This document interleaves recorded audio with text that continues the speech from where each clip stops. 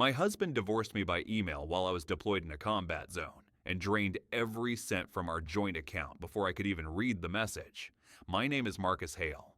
I'm 45 years old, a U.S. Army intelligence officer, and until recently, I thought I was married to the love of my life. I had just come back from a 7-day recon op in the desert. No real sleep, just adrenaline, sun, and silence. My uniform still smelled like dust and sweat when I sat down at the base communications tent and logged in, hoping to catch a message from Daniel. We usually sent each other short videos, little clips to stay close even when oceans and time zones kept us apart. But instead of a message from my husband, I found an email titled Closure. It was cold, mechanical, 6 lines that ended everything. Daniel said he wanted a divorce, that he'd already moved out, that he couldn't wait anymore, and that he'd taken what was fair from our account so he could start fresh. I just stared at the screen. My body didn't even register it at first. I didn't feel anger or heartbreak or betrayal, just nothing. Then, in a rush, everything hit at once. I tried logging into our joint bank account right there in the tent. Error, tried again, locked out, tried the recovery method, password changed, security info changed, panic set in. I got through to a bank rep on a support line using my credentials from overseas, and she quietly confirmed what I feared. A complete withdrawal of $76,000. All gone. Transferred to an account with a different name I didn't recognize. I was still 6,000 miles from home, still had weeks left on my deployment, still waking up to the sound of distant artillery. And yet, somehow, this hurt more than all of it. Daniel and I had been together for almost a decade. I supported him when he was figuring himself out. I helped pay off his debt. I stood by him when his own family turned their backs. And now, with no warning, he had ghosted me like a stranger while stealing everything we'd built together. But here's what Daniel never understood. The military didn't just train me to fight wars. It trained me to be patient, to pay attention, to hunt in silence before I strike. So while he was playing house with my money and his fresh start, I began planning something else entirely, something he'd never see coming. The first few days after that email were a blur. I had to keep functioning like nothing had happened. Orders came in, missions rolled out, and I still had a job to do. But behind every decision, every breath was the constant hum of betrayal in my ear. I kept seeing Daniel's face in my mind, the way he used to lean on the kitchen counter in his ratty Bowie t-shirt, barefoot and smiling, sipping coffee and talking about dumb things like air fryers or mid-century furniture. That's the man I thought I'd married. Not this stranger who pulled the rug out from under me with a 6-line goodbye. Sleep was impossible. I kept checking for new emails, hoping, some desperate part of me, that he'd write again, say he regretted it, say it was all a mistake. But nothing came. Just silence. I had a few days left before I rotated out of the region, so I forced myself to keep going. Still, every moment I wasn't actively working, I was spiraling. The turning point came in the middle of a smoke break with my unit's comms sergeant Ortiz. We'd served 2 tours together and knew each other's stories. He knew about Daniel, knew we'd been trying to adopt last year, knew how much I talked about getting back to normal life. "You look like you've seen death," he said one evening, flicking ash into the dirt. "I might have," I said quietly. "My marriage died in my inbox." He gave me a look, the kind you only get from someone who's seen people fall apart in real time. He didn't joke, didn't poke fun. Just listened while I told him everything. Daniel's email, the emptied accounts, the total vanishing act. When I was done, Ortiz nodded like he'd expected it. "Man's a coward," he said. "We real ones don't break vows by Gmail." That made me laugh for the first time in days. It felt wrong, but also necessary. Ortiz leaned against the concrete wall behind us and said, "You know, back home, when my sister's ex cleaned her out and ghosted, she found out he'd been living with someone else for months. Turned out he'd even used her card to buy the guy's Christmas gifts." That sentence stuck with me, like it lit up a part of my brain I hadn't let myself think about yet. Daniel had said he was moving out. Already. Not he would move out, not he was thinking about it. He'd already done it, which meant this wasn't a rash decision. It had been planned. I stayed up that night replaying things in my head. The weird gaps in our last few calls, the vague excuses about late work meetings, the 2-week stretch when I didn't get any video messages because he said his camera wasn't working. At the time, I chalked it up to life, tech issues, time zones, but now it felt calculated. I emailed a friend back home, my old college roommate Jake. He'd always been blunt, maybe too much, but he was loyal. I just said, "Need a favor. Can you check if Daniel's still living at our apartment?" The reply came the next day. One line, no hesitation. "He's not. Someone else is." I stared at the screen. My heart didn't break again. It had already shattered. But this was confirmation. Daniel wasn't just gone. He'd been replaced. Ortiz caught me staring into the void again and tossed a bottle cap at my chest. "You gonna keep getting sucker punched or are you gonna start fighting back?" That woke me up. When I finally landed back in the States, I didn't go home to our apartment. I didn't even tell Daniel I was back. Instead, I rented a room in a cheap hotel in Queens and started making calls. I opened a fresh bank account in my name only, canceled any cards that were still linked to the old one, and pulled every piece of financial data I could legally access. And what I found didn't just confirm Daniel's betrayal, it showed me how far he'd gone. There were charges on our shared credit card from months ago I didn't recognize. Designer clothes, spa visits, a plane ticket to Miami, hotel stays, and not for one person, two. Always two guests listed. Daniel had been traveling with someone else on my dime. The worst charge? A weekend in Montauk at the same inn where we'd celebrated our first anniversary. He took someone else there. Slept in the same room we once cried in, made love in. I felt sick. But that's when the grief started to harden into something else. Not just anger. Purpose. Jake called again the next morning. I did some snooping. Daniel's shacked up with someone named Colin.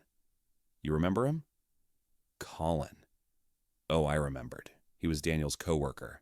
They'd done a charity gala together last year, and I'd noticed how much Daniel talked about him afterward.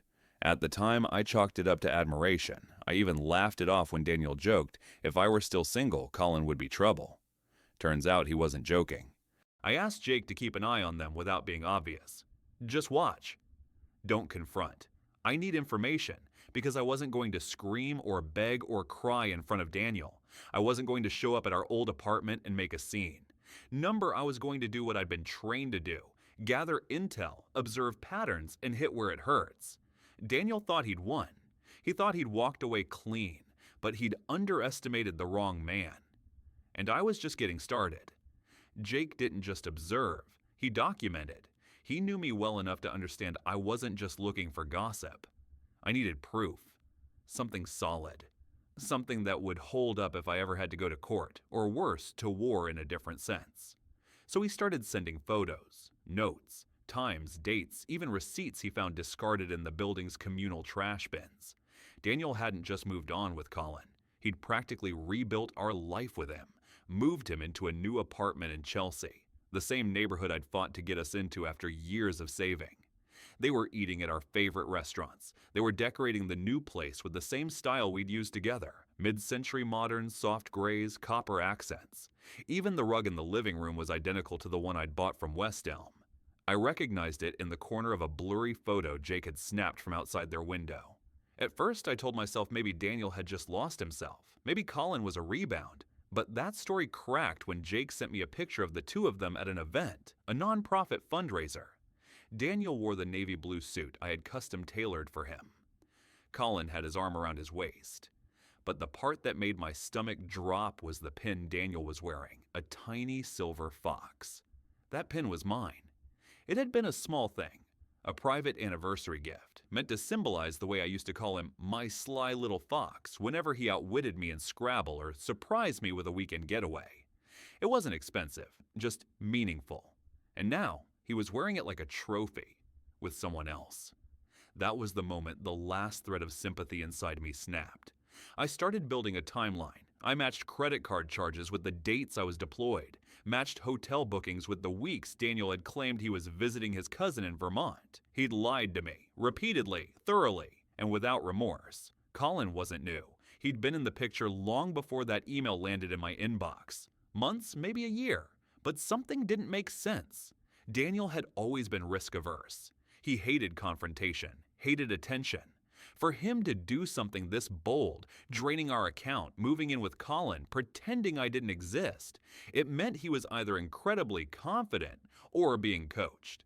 So I started digging into Colin. He was slick, picture perfect, worked in PR for a boutique firm in Manhattan that handled some minor celebrity accounts. His Instagram was pristine, curated lifestyle shots, gym selfies, party photos, all filtered in cool blues and warm neutrals. But the deeper I looked, the more I saw cracks. Comments on older posts from men, some flirty, some angry. One guy even wrote, "Glad to see you moved on again, LOL." That post disappeared the next day, but not before I took a screenshot. Colin was a serial climber. He found men with money, status, or power and latched on. I remembered a conversation from 2 years ago. Daniel had come home from work, glowing. "Colin's so driven," he said. "He just has this energy, like he's going somewhere." I asked jokingly, "And where is that?" "Straight into your inbox?" Daniel had laughed it off. I wasn't laughing anymore. I needed something more than proof of the affair. If I wanted to reclaim what Daniel had stolen, financially, emotionally, even legally, I had to catch them doing something actionable, something illegal, something greedy. Affairs don't win court cases, fraud does. So I went back through the bank statements and found something I'd missed. A wire transfer, $14,000 to a consulting firm in Florida. But when I searched for the business, nothing came up. No registration, no website. I cross-checked the address. It was a P.O. box. I filed a request through my lawyer to get a full report on Daniel's withdrawals. While it processed, I sent Jake to watch their apartment again. A few days later, he called me. "You're going to want to see this," he said. I met him outside a brunch spot in the East Village where he handed me his phone. The video he recorded was grainy, but clear enough. Daniel and Colin sitting at a table outside, toasting mimosas while talking to a man I didn't recognize.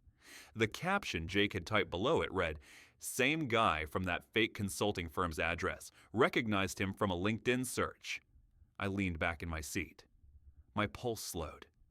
This wasn't just a breakup, it was a scheme. Colin had likely convinced Daniel to siphon money under the guise of a business venture, probably with promises of some glamorous payoff. And Daniel, ever the conflict avoider, probably thought this was the cleanest way to start over. Wipe the slate. Take the cash. Blame distance, claim drifting apart. Maybe even pretend I'd never come back from deployment. Too bad for him, I always come back. But I wasn't ready to confront yet, not directly. I needed a way to pull them in deeper.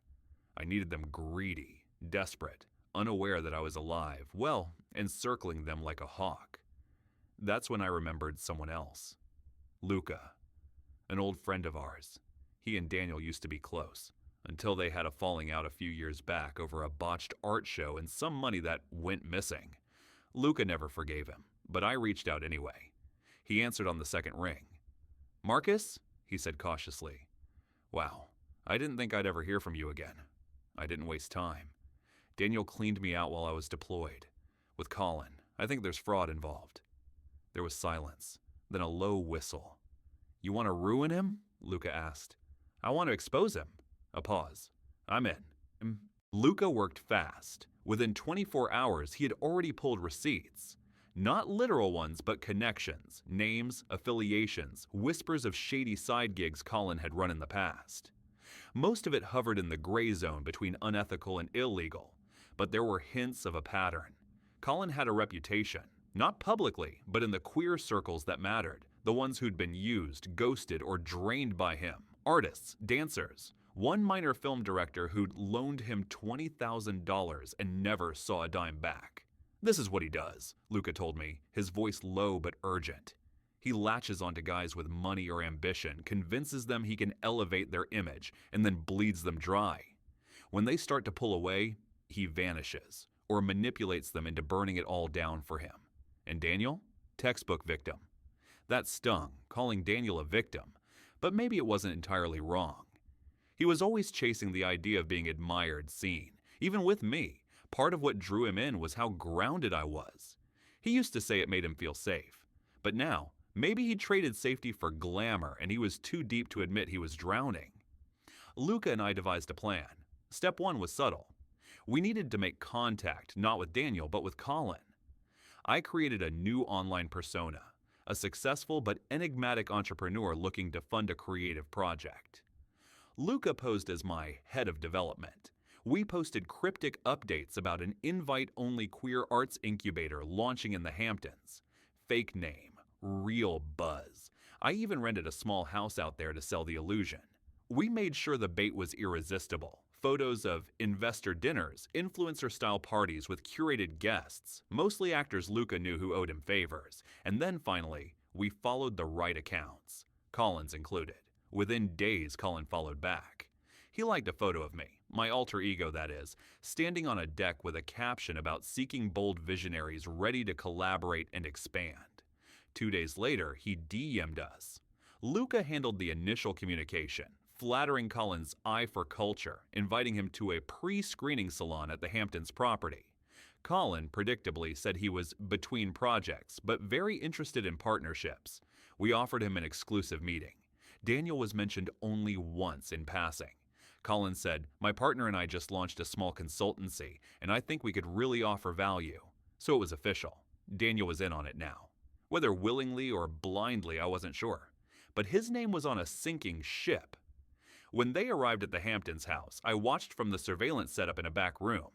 My tech friend, another Army contact, had rigged the whole place with hidden cams and mics. We were fully legal. It was my property, and they were informed, in the fine print of the NDAs they signed at the door, that recordings could be used for internal security purposes. They walked in looking like a GQ ad. Daniel in a linen shirt open to the chest, trying too hard. Colin in sleek black, every inch curated. The contrast hit me in the gut. Daniel looked thinner, a little worn. His eyes kept darting around like he wasn't totally present. Colin, though, was electric. Schmoozing, laughing, tossing compliments like candy. He did all the talking. I watched them tour the house, sip wine, listen to Luca pitch the fictional Creative Vanguard initiative. Colin nodded eagerly, already strategizing how to insert himself as a director or brand consultant. But the real gold came after dinner. Alone on the back patio, caught on a discreet mic near the wine fridge, Colin leaned into Daniel and whispered, "This guy has serious money. We could fold this into our consulting pitch. If he buys in, we're set for the year." Daniel hesitated. "Don't you think we're pushing it? I mean, this is already a lot." Colin's voice went cold. "Do you want to go back to scrounging for design clients, or do you want to actually live the life we talked about?" Daniel said nothing for a long time. Then quietly, "Okay. Just not like last time. We got lucky the Florida thing didn't catch up to us." And there it was. Confirmation. They were both in on the shell transfer, the fake consulting firm, the stolen funds. They were partners, not just in bed, but in crime. I took a breath. My hands were steady. For the first time in months, I felt fully in control. Back in the city, I compiled everything. The recordings, the financial trails, the transfers, the texts I'd been quietly collecting from Daniel's work email, which he'd never unlinked from the shared cloud. It was all there. Their planning, their intent, their greed. Then I called my lawyer. We filed a civil suit first. Fraud, breach of marital contract, embezzlement. I knew it would get their attention. The first time Daniel saw the documents, Jake said he looked like he'd seen a ghost. He probably thought I was still overseas, thought I'd just disappeared quietly, tail between my legs. He had no idea I was orchestrating everything. But the real sting came a week later. I made sure the court filing became public, which meant his employer saw it, which meant Colin's employer saw it too. The words financial misconduct and pending legal action were enough to freeze both of them out of contracts and clients almost immediately. I didn't take a dime yet. I wanted them to stew. I wanted them to know the walls were closing in. The next day, I got the text from Daniel, just one line. "Can we talk?" I stared at Daniel's message for almost an hour before responding. It wasn't that I didn't know what to say. It was that I knew exactly what he wanted from me. Not closure, not reconciliation. He wanted an out. He could feel the consequences circling and suddenly remembered that the man he left behind wasn't someone who could be erased with a click. I replied with 3 words, "In person only." He responded instantly, asking where. I told him to come alone and meet me at an old park in Fort Greene, one we used to go to in the early years when things were simple and love wasn't leveraged. I chose that spot on purpose. Not to stir nostalgia, but because I wanted him on my turf, grounded, honest, vulnerable. He showed up looking older than I remembered, tired, slightly disheveled, like he hadn't slept in days. His usual perfectly controlled expression was cracked, his eyes rimmed red like he'd just finished crying or couldn't stop. And for the first time since the day I read his email, I didn't feel pain. I felt nothing. He sat beside me on the bench like someone approaching a casket. Silent then. "I didn't know you were home." "I noticed," I said flatly. He looked down. "Marcus, I messed up. Number you made choices, and now I'm making mine." Daniel's shoulders curled in on themselves. "It wasn't supposed to happen like this. Colin said it would be clean, quiet. You'd move on. We'd move on. We didn't think that I'd survive, come back, that I'd fight back." He flinched. "Number, I thought you'd never forgive me. So I convinced myself you wouldn't care if I took what I did." My voice was cold. "You mean the money or my life?" He didn't answer, but his silence was its own confession. I let it hang there. Then I pulled a manila envelope from my coat and dropped it into his lap. Inside were copies of the evidence. Bank statements, recordings, screenshots of Colin's messages, the shell company info, everything. Daniel didn't open it.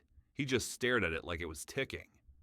"I'm giving you a choice," I said. "Come clean, cooperate, sign over your share of the remaining assets, help expose Colin, and we settle this in civil court, quietly. And if I don't, then I file criminal charges and you go down with him."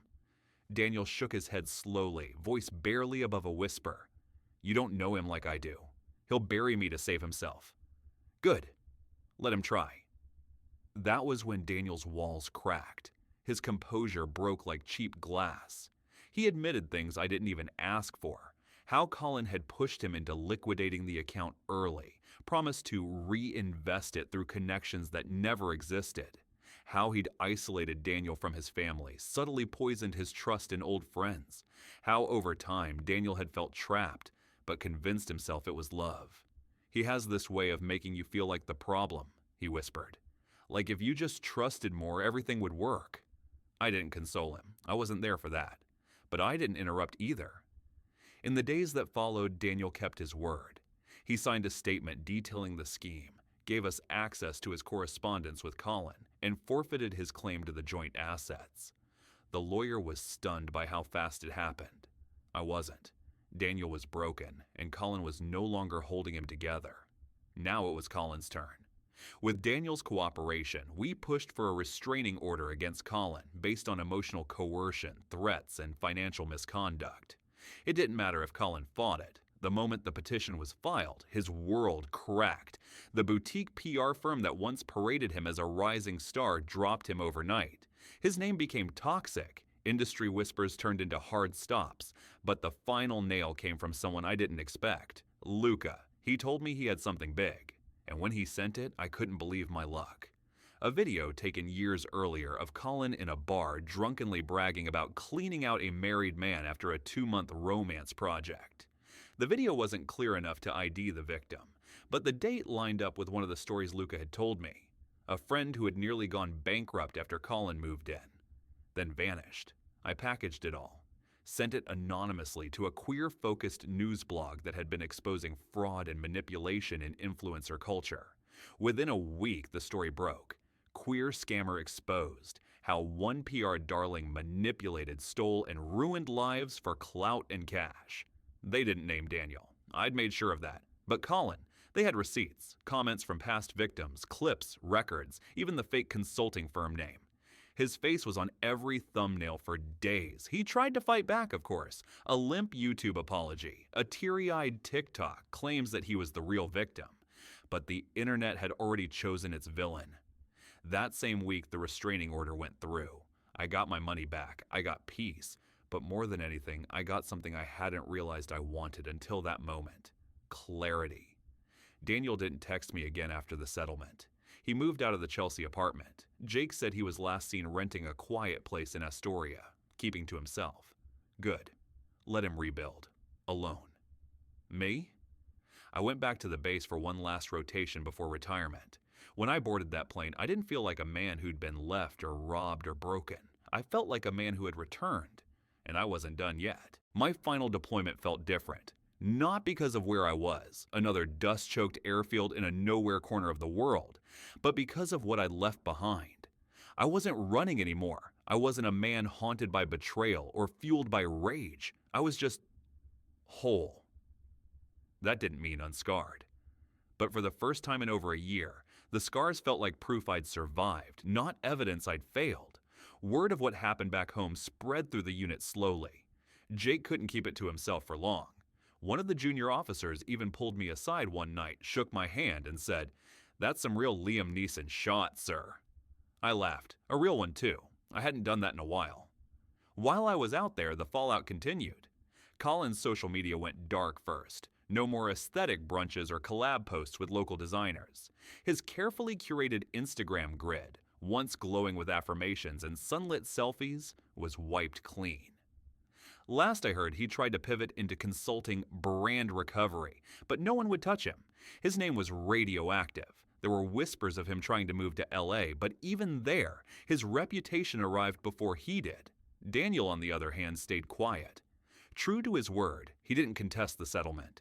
He sent one final note through the lawyer before I left. A typed letter, unsigned. "What I did to you, I don't know if I'll ever forgive myself, not just for the money, for forgetting who you were, who we were. I'll carry that. I don't expect redemption, but I wanted you to know I found a therapist. I'm trying to fix what's broken, starting with myself." I didn't reply, not out of hate, just peace. I finished my deployment, retired officially at 46. I'd served 20 years, worn every stripe I'd earned, and came home not to a broken life, but to the chance to build a new one. I moved to Portland, not forever, just for space. Somewhere with trees, a slower rhythm, and nobody asking questions. I bought a small fixer-upper with character and a porch that creaked in the right way. Luca helped me decorate it. We stayed close. He'd become the kind of friend you don't make often in life. A lifeline, a mirror, someone who saw my ugly and didn't flinch. Sometimes we joked about what we pulled off. "You know," he said one night over whiskey on the porch, "if this had been a movie, you'd be the sexy mastermind. I'd be the wisecracking hacker. Colin would be the final boss." I grinned. "And Daniel?" He paused. "The tragic NPC who picked the wrong side." Eventually, I started dating again. Slowly. Carefully. I wasn't looking for fireworks or fantasy. Just someone honest. Someone who didn't flinch when I talked about my past or needed space when the ghosts came knocking. And I did meet someone, Eli. A travel nurse who looked at me like I was still soft underneath all the edges. He had a crooked smile and zero tolerance for manipulation. We took it slow. No grand declarations, no racing ahead, just dinners, laughter, moments. And after a while, something resembling trust. One evening, months in, Eli asked, "Do you ever think about going back? To him?" I shook my head. Number. He was part of who I was, but I'm not carrying him into who I'm becoming. That was the truth. Because this wasn't a story about revenge anymore. It was a story about reclamation, about a man who lost everything, his marriage, his money, his sense of reality, and refused to vanish. A man who took the pieces and brick by brick built something stronger, not perfect, not unscarred, but real. I used to think love was supposed to last forever, that if it didn't, it meant failure. Now I know better. Love at its best is a reflection of where you are in your journey. And sometimes it walks beside you for a season, only to step away when you stop recognizing your own reflection in its eyes. Daniel walked away. But I kept walking forward, and that has made all the difference.